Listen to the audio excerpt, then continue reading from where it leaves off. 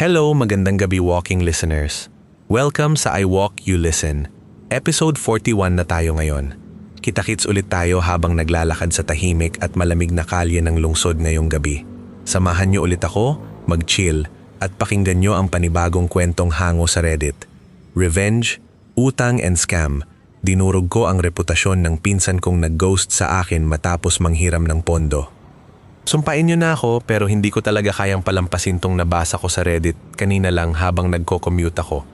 Grabe, literal na napapos ako sa paglalakad kasi grabe ang level ng kapal ng mukha ng pinsan ng ating OP ngayon. Low-key nakakapang-init ng ulo, pucha. Pero bago natin ituloy ang kwento, shoutout muna kay Don. Salamat sa pag-comment at panonood. Sa mga di pa naka-follow dyan, baka naman. So iset up natin ang eksena. Si OP, simple lang ang buhay, hardworking, at nag-ipon para sa sarili niyang maliit na business. Enter the cousin, si OG, na kilala sa angka nila bilang social climber at sobrang expressive sa social media. Isang araw, lumapit si OG kay OP, naiiyak pa, at sinabing gipit na gipit daw siya sa tuition at dorm fees niya. Dahil pamilya at mahirap nga namang makitang nahihirapan ang kamag-anak, nag-abot si OP ng 50K. Walang kontrata, tiwala lang kasi pinsan niya. Pero yun pala ang pinakamalaking mistake ni OP. Nung oras na para singilin, biglang nag-iba ang ihip ng hangin. Si OG. Low-key iniiwasan na ang mga chat. Lumipas ang ilang linggo. Dinelete pa si OP sa Facebook at block na pati sa Messenger. Total ghosting, guys. Ang malala pa doon, habang sinasabi niyang wala siyang pera, pinopost pa ni Ogie sa IG stories niya na nagta-travel siya sa Siargao, kumakain sa mga mamahaling cafe, at naka-ode pa ng mga branded. Sobrang laking red flag, parang niloloko lang si OP sa sarili niyang pera. Dahil dito, hindi pinalampas ni OP ang pambabastos. Pumasok ang legendary revenge strategy. Hindi nakipag-away si OP ng murahan.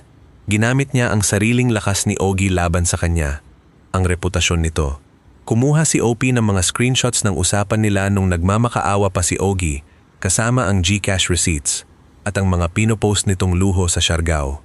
Ginawan ito ni OP ng isang malinis at maayos na PDF document at isend sa pampamilyang group chat kung saan nandoon ang buong angkan. Pinaalalahanan din niya ang lahat na wag pauutangin si OG kasi malaki pa ang balances nito.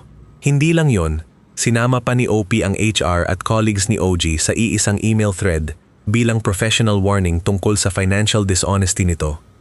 Sabog ang bomba, guys. Napahiya ng todo si Ogie.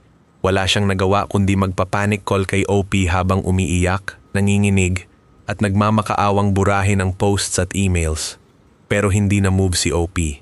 In the end, napilitan ng mga magulang ni Ogie na magbenta ng ari-arian para lang mabayaran ng buo si OP, pati na rin ang interest nito. Hindi na muling nakatapak si OG sa mga family reunions at nawalan pa siya ng promotion sa trabaho dahil sa nabawasang tiwala ng kumpanya sa kanya. Justice was fully served. Ayan, ang sarap sa pakiramdam kapag nakakakuha ng tamang pabuya ang mga abusadong kamag-anak. Kayo ba, mga walking listeners, anong tingin niyo sa ginawa ni OP? Sakto lang ba tong ginawang pagdurog sa reputasyon para lang makasingil o masyadong harsh ang ginawa niya? E-comment nyo ang saloobin nyo sa ibaba at huwag kalimutang mag-like at follow para sa susunod nating gabi-gabing lakad.